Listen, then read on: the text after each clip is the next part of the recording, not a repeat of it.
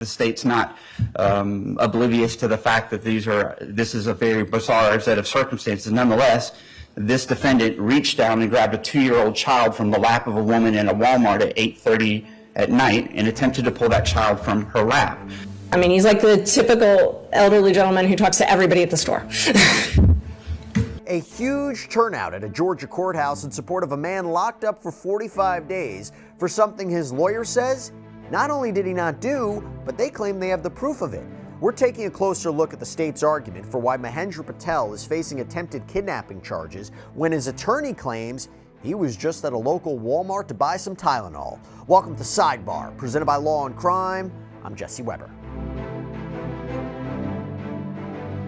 Okay, so we have a big update on a story that has gone viral basically around the world. We're talking about Mahendra Patel, a Metro Atlanta resident who was behind bars in Cobb County for more than a month after a woman claimed he tried to snatch her toddler at a Walmart store. The now 57-year-old celebrated his birthday in jail, according to his attorney Ashley Merchant. But today, he's back with his family after a judge agreed to grant him bond. Now, during a bail hearing on May 6, Merchant, who we interviewed here on Sidebar, walked the judge through surveillance video collected from the store, which tracks Patel from the moment he walks through the doors to the moment he leaves. That's at least what it perceives to be. And she says the video from March 18th shows Patel did nothing more than ask a woman there with her 2 children, Caroline Miller, where the Tylenol was. And after a brief interaction with her, he eventually finds the medicine, pays for it, and calmly walks out of the store. However, Miller reported to local police as well as to local news stations that there had been a tug of war between her and Patel over her toddler and that he'd fled. During an interview with WSB-TV in Atlanta, Miller said, "When I pointed my arm out this way to point to the direction of where the Tylenol was, that is when he reached down, put both of his hands on my child, and grabbed him out of my lap. I'm like, no, no, no, what are you doing? What are you doing?" He pulled him. I pulled him back. We're tug of warring. Well, after initially being charged with kidnapping, a Cobb County grand jury indicted Patel on charges of criminal attempt to commit kidnapping, simple assault, and simple battery. So it was up to the judge here, Judge Gregory Poole, to decide whether or not Patel deserved a bond. And according to Merchant, more than 150 people came to the courthouse or attended the hearing on Zoom to support Patel, including some of his old high school friends who flew in from India just for the court hearing. So to talk about this case and the arguments at the hearing, I want to bring in Georgia criminal defense attorney Meg Strickler. Meg, thanks so much for coming here on Sidebar. It's good to see you. This case has garnered a lot of attention. What are your initial thoughts on what we're seeing so far? I'm glad it's showing how the criminal justice system works and sometimes that there's a rush to judgment and the impact it has on human beings. Normally, when you have a charge like kidnapping, rape, murder, they are such grave charges. But most of the cases that I have, thank goodness, the detectives take the time to investigate the case, interview the person who has been alleged to have done that information, or at least reach out to them, and then issue an arrest warrant, which did not happen here, which blows my mind. So why do you think, because I interviewed Ashley Merchant here Yes. on Sidebar, and she basically was like, if you look at the footage, there's no episode of alleged kidnapping. What is the disconnect here? Why would law enforcement say that there was? And I know there was, when I spoke with Ashley, they had made the argument that maybe that footage had been tainted in a way, spliced in a way, edited in a way, but to present this to a grand jury and get back an indictment, they must feel there's something here. I don't know what the disconnect is. Well, remember, I'm born and bred criminal defense attorney, so I don't know how on earth they indicted this case, but we learned in law school you could indict a ham sandwich. So it's easy to secure an arrest warrant. I don't think the general public needs to know that because it would scare all of us. And I've been hearing comments about how, well, we'll never help anyone in need ever again so that we don't interact to get into our situations like poor Mr. Patel here. I don't want that. I want us to live a moral life and help others. So this one is a very jarring case for me because he was just helping. Mm-hmm. By the way, totally off topic, but another serious issue happening right now. Can we talk for a second about debt? Yeah, debt doesn't just show up one day. It builds little by little. Credit cards, car loans, medical bills. Suddenly, you're juggling payments, you're feeling stuck. Here's the good news. We got American Financing as our sponsor. So they help homeowners like you every day. They use your home's equity and they roll that high interest debt into one simple, affordable payment. They are saving homeowners an average of $800 a month. There's no judgment, there's no pressure, just real solutions that put you back in control. It starts with one call. Only takes 10 minutes to get started. And there are no upfront fees, so it costs nothing to find out how much you can save. And if you start today, by the way, you may be able to delay your next 2 mortgage payments. American Financing salary-based consultants are ready to listen, they're ready to help. Take back your peace of mind with American Financing. Call American Financing today at 866-891-2821. That's 866-891-2821, or head over to americanfinancing.net/sidebar. So let's talk about this bail hearing. We have clips from it. So during the bail hearing, defense attorney Ashley Merchant was given the opportunity to argue for release. Take a look. Judge, we are here because the state has accused Mahendra Patel, and he goes by Mick, but Mick Patel, of, at first it was kidnapping, and then it moved to attempted kidnapping. So he was arrested on March 21st of 2025 for an incident that allegedly happened at a local Walmart on March 18th. The officer took out a warrant for kidnapping, not attempted, assault, and battery. Subsequently, the state indicted that case on April 3rd. We had a bond and probable cause hearing scheduled for April 16th, but when the state indicted it, they indicted it for attempted kidnapping and then misdemeanor assault and misdemeanor bond. So we were not able to have that bond hearing. Mr. Patel was not given bond at first appearance. At that time, he was charged with kidnapping of a minor. Okay, so a little bit of like procedural history. Now, according to Merchant, despite Miller's claims that Patel had tried to take her toddler, she continued to interact with him. Take a look. He interacted with Ms. Miller 3 times after she claims that he snatched her baby. There were lots of employees around, lots of people around for all of these interactions. Nobody stopped. Nobody says anything. There was a gentleman within arm's reach. Nothing. Nobody screams. Ms. Miller waited 5 full minutes to actually tell a Walmart employee. The employee had to try to convince her to call the police. We've interviewed this employee, said it was very surprising, didn't know why she didn't want to call the police. She just wanted to report it to Walmart. She waited a full 30 minutes to actually call the police. She was outside with her father and called and said, hey, I'm sorry it took me so long to call you, but I got my baby back. Okay, so Merchant helped the judge to try to better understand what they claim are the facts of this case by showing surveillance footage from Walmart, which she claims she obtained via a subpoena. Now, the state objected, arguing that this was supposed to be just a simple hearing, not a full-blown trial. Take a look. And if you want to go ahead and start playing that, and then I can show you the exact interaction. Judge, if I could be heard, this isn't a trial, it's a bond hearing, and so I would encourage the court to consider the legal bond considerations. I'm not sure that this is pertinent to that. If they want to submit this for the court's review, if they believe that they can articulate why it's pertinent to the issue of bond, which is the narrow issue we have today, I can understand that, and we can have that discussion. But if we're just playing videos to try the case in a bond hearing, the state would object to that. It's not relevant. You have a relevancy objection. Judge, I can't imagine anything that's more relevant than a video of the alleged incident. If you were trying to determine bond and you had a video of what the accused is accused of doing, that could potentially be the most relevant information you would ever have in a bond hearing, whether or not someone actually did what they're accused of. And the other thing is the state has alleged that he had flight, that he fled. That's been alleged from the beginning by the police. There's no, part of the bond factor is significant risk of fleeing or failure to appear in court. No. Is he a danger or a threat to anybody? You need to watch the video. He's not. He's clearly not. Is he at risk of committing any future felonies? No. I mean, I think it's highly relevant, and I would imagine the court would want to see this. Well, I'll overrule the objection.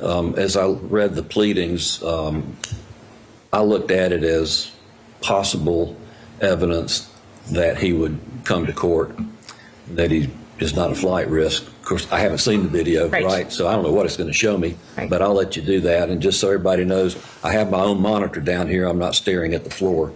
Okay, Meg, let's start there. Do you think that was the right decision by the judge to say, you know what? This evidence should be considered at a bond hearing? Because you don't want a bond hearing to be like a mini trial, but does it go directly to the main issues that we're talking about? Danger to the community, flight risks, things like that. You think it's relevant? Listen, I teach evidence. I teach trial techniques. I teach how to practice in courtrooms. Ashley Merchant was picturesque, okay? The reason I say that is that we have a thing called Ayala factors. It's a global concept around the United States where we have factors. In Georgia, we call them Ayala factors. But it is the seriousness of the charges, relevancy, and it's the risk to flee, risk to reoffend. And we have them, we can say them off the top of our head because we do this every day. I'm shocked that prosecutor said that. And I love Judge Poole. He was like, we have a relevancy objection here. And I really thought that was perfect because when we are in court, we listen to the cues the judge gives us. And the judge basically said, you're going to win this one. And then she offered look, these are the factors I need to argue. And seriousness of the charge is one of them. Hello. And then the risk to flee or the risk to reoffend, hello, is indicative of what he does in this Walmart video. So of course she let it in. I'm sorry, I got a little upset on that one because this one really, really, really peeves me off that prosecutor got up and objected there.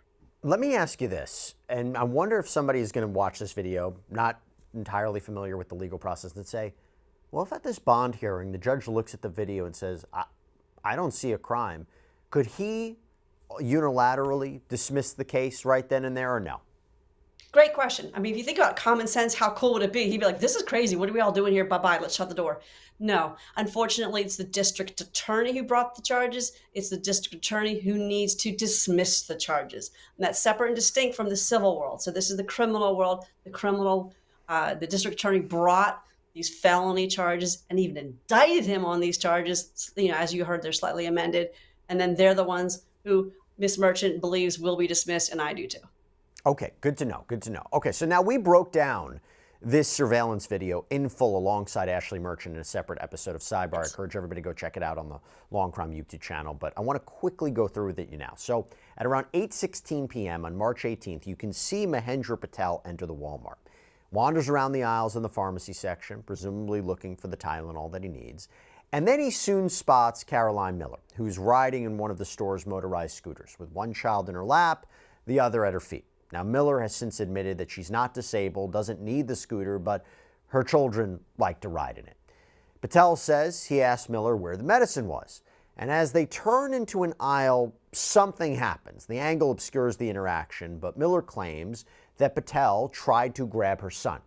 Now, the footage doesn't seem to show a struggle.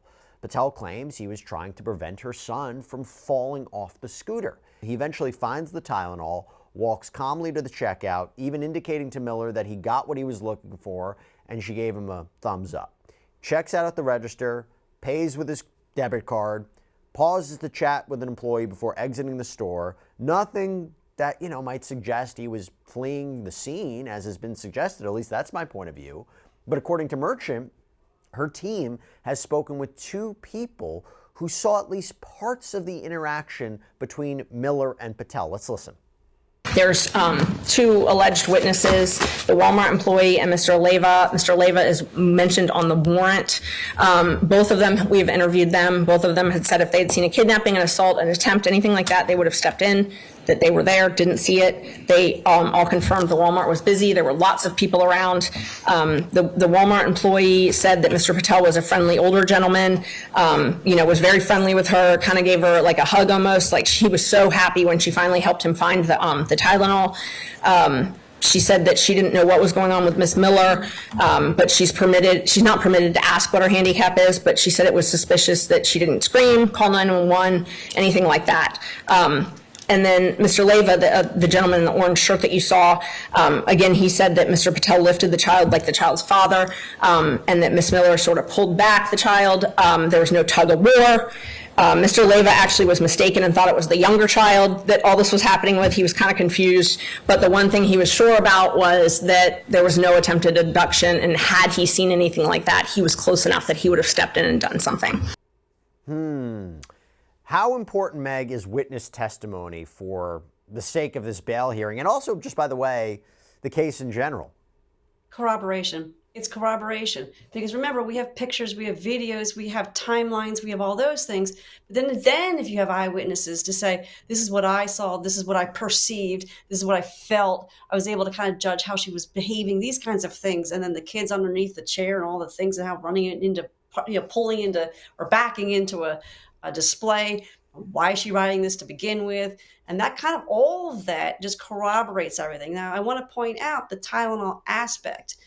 That's the story he gave from the get-go, okay? And then it's corroborated. In theory, we don't have the evidence yet, but in theory, it's corroborated by texts to his daughter saying, is this the right kind of Tylenol I need to get?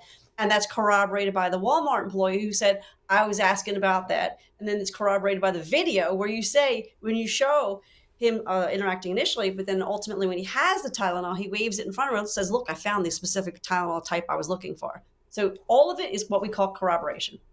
Well, let me tell you what happened next, too. So Merchant then addressed something that was very important to the issue of bond, Patel's criminal history.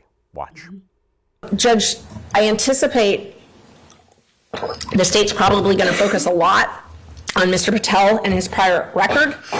Mr. Patel has a conviction from a 2006 conspiracy. It's a Class E felony for those that don't really practice in federal court, myself included. I had to call the federal defender to explain how it all works to me.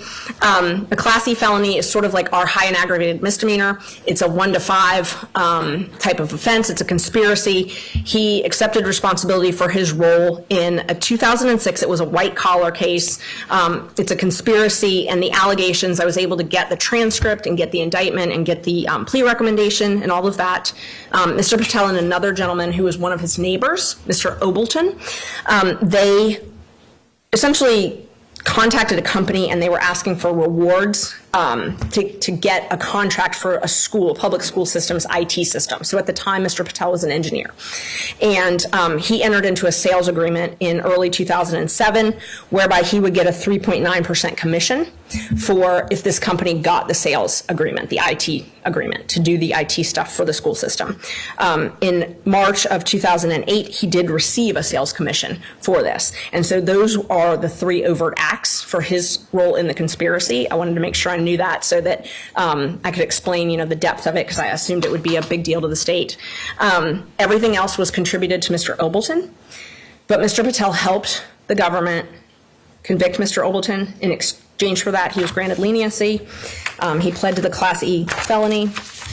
It's considered the least serious of all federal crimes. He paid all of the money back, not just the money that he gained. He actually paid Mr. Obleton's money back also, and the case was terminated early. So we would actually submit that that shows that he is in compliance with court orders and helps with bond, because not only did he pay what he owed, but he paid what Mr. Obleton owed the government back. He reimbursed them in due course early, and his probation was early terminated. He has another case from 2020, a reckless driving conviction. In that case, he accepted responsibility for the reckless driving. He completed all of the conditions that the court asked him, and he actually did such a good job and did it so early that his probation was early terminated after just 6 months. He has a pending 2005 DUI less safe. It's a non-test case. It is, he was arrested, and I was able to pull the reports. He was arrested, and the probable cause was the odor of alcoholic beverages emanating from his breath and his bloodshot eyes. He was arrested, and he was released on bond. He is currently on that bond, and I'm not sure if the state will make a big deal out of that or not. Ms. Miller has a conviction for DUI. Mr. Patel does not. But again, he complied with that court order, early terminated, did a great job. So as far as bond, the last thing I wanted to point out to the court is my client's ties to the community. Judge, my client, he's got friends. He actually has friends here that he grew up with and went to high school with in India that have flown in for this bond hearing. They're here in this courtroom. We have over 100 people in court. We have over 150 downstairs. There's a lot more online. Meg, first let's start there. Does it matter how many people come into support for somebody during a bond hearing? Does that affect the judge's analysis or no? Let's just start there. It always helps to have people. 100, what she was trying to imply is that there's been an overwhelming number of folk who've come to support him, and this is true. In general, I usually have mom, dad, brother, wife, son, daughter, whatever, family members, a couple. Because you generally, and I'm just going to tell you from my experience, don't want to have too many folk, because then it does annoy the court system. We can say, just like you'll hear here, you can hear from any of them. And I'm happy to bring any of these people up to show the ties of the community. But I'm going to proffer on my own that all of those folks are here as a system of support, and he has significant ties to the community. The significant ties to the community is one of the factors the judge must consider when doing bond. What about his criminal record? So on one hand, you could Darian. say, because look, they raised issues that were unrelated crimes, right? Crimes that are not connected to alleged kidnapping or attempted kidnapping. However, criminal record's criminal record. Yes. And I think this is, look, I'm only going to pontificate here. I don't want to put any thought processes into the police officers, but I do think this is one of the thought processes that they looked at. They ran his background and they saw he had one, and a significant one, in the sense of your everyday average American doesn't have too many criminal felonies on their background. I do practice federal law in addition to state law. And if you have a conspiracy charge for fraud, that's not a good look. Okay, so he has that as a strike against him, and then he has the reckless driving that may or may not have been reduced down from something else. I didn't have a chance to look up his criminal history. And then thirdly, he has the pending charge. So when the police officers from Ackworth Police Department ran his background, they may have jumped to the conclusion that he had some issues and therefore he might be doing something bad here. I'm not talking about the hearing, I'm just talking in general. Now, with respect to the criminal hearing that we're at, yes, the risk to reoffend is another factor. So the fact that he's offended in the past means he could offend in the future. And Ashley is simply anticipating what the prosecution will say in their argument. And then she did a fantastic job, I'm going to use the word minimizing his criminal history. So let's talk about that. So Merchant requested a $10,000 bond for Patel's release. It was the state's turn to argue its position, which is that Patel should be denied release. According to prosecutor Jesse Evans, technically under the law, Patel's rights were not being violated despite what seemed like a delay in getting to a pretrial release hearing. Take a look at this. A defendant is not entitled to bond as a matter of right on felony offenses that are under 90 days before indictment. In this case, was indicted within that 90-day period to alleviate any concerns about the bond. So I say all that to say to the court that defendant is not entitled to bond as a matter of right. As we sit here today, it's entirely discretionary for the court whether or not to grant a bond. And that is where we stand, is that it is within the court's discretion to grant a bond, but you are absolutely not required to grant a bond, because we have moved expeditiously to make sure that the defendant was afforded his opportunity in court by indicting him in a timely fashion. Now, Evans also acknowledged that there's already a lot of information out there about this case, but he pointed out some concerning moments in the surveillance video.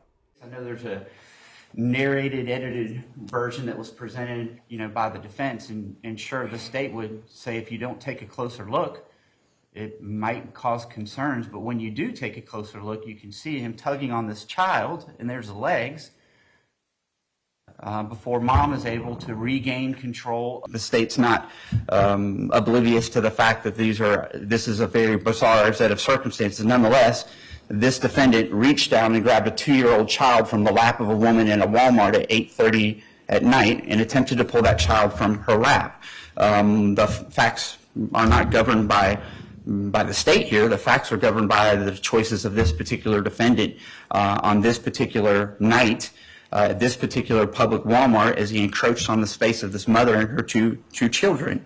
I will tell you that there was an employee that told the police that the defendant also touched her, and that he said something like he loved her. There is some evidence of apparent intoxication on the defendant's part, and looking at his criminal history, it's not terribly surprising, because it would hear that intoxication and alcohol issues have been legally an issue for him in the past as well. Now, according to Evans, Miller was attending the court hearing via Zoom. had relayed that she trusted the prosecution to handle the case as they saw fit. Meg, why not have Miller testify to what happened here in the bond hearing? Is it uncommon to have that? No, there's no need to have the victim present. There's no need at all.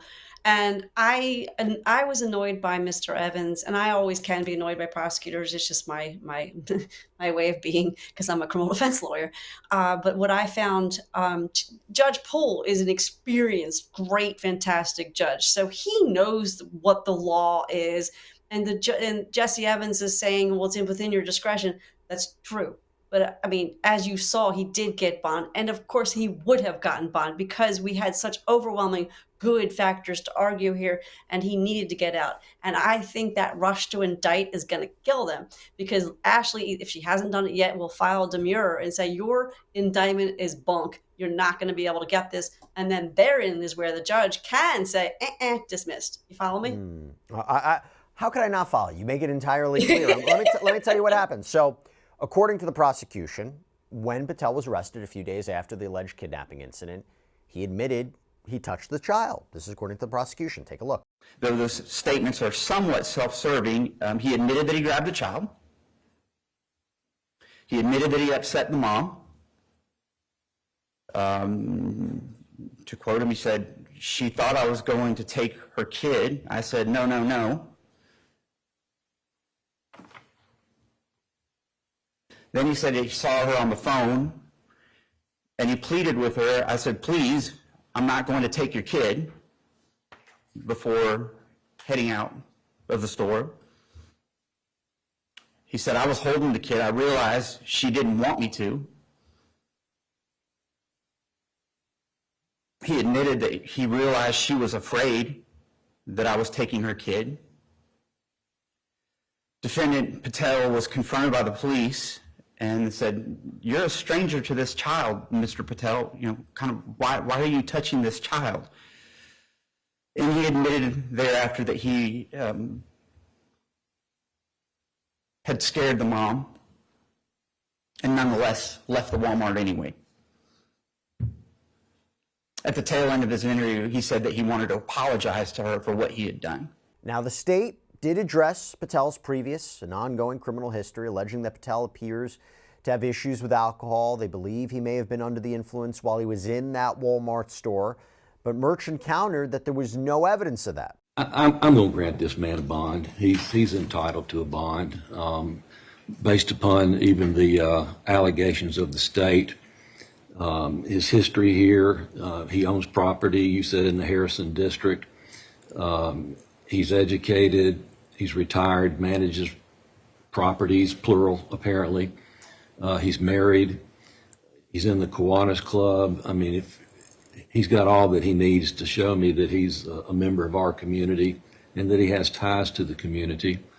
I don't blame the state from pointing out, and you did it yourself, Ms. Merchant, that he has some convictions. He doesn't have any type of conviction that bothers me in terms of any type of violent behavior or anything of that nature. I don't see any arrest, haven't heard any evidence of any arrest for any type of sexual, certainly child sexual type arrests. I'm not worried about that.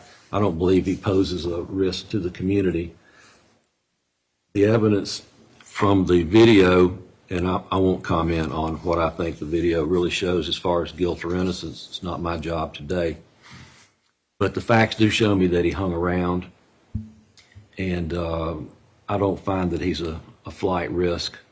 I'll grant a $10,000 bond. That was the number you gave me. Thank you, Judge. I don't have any problem with it. He can make it any way he wants. It doesn't have to be a cash bond.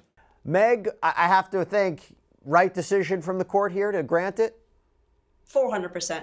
400%. Again, using the confines of what the rules are on granting bond, he listened to what the factors were and he considered them. And it's an obvious no-brainer in the context here to give this poor man a bond. And it is overdue. The prosecutor should have consented to bond in this case. And since there's a new prosecutor in town, so to speak, she's a new prosecutor, new district attorney, and her rule is to never consent. And that is a bad plan of action for the future. You got to be able to consider each case in the context and then not wait to gum up the works of a bond hearing to get to where we are. That should have happened prior to 2 days ago. Well, I'll tell you what, you're not the only one who thought it was a good decision. When court was dismissed, there was this cheer that erupted in the courtroom. Mr. Evans can consent as to form only, and then bring it back to me in chamber so that I can review it, and then I will come back in the courtroom and go over them and get the man's signature, and that'll take care of it. All right. Thank you. We'll be in recess for a brief period.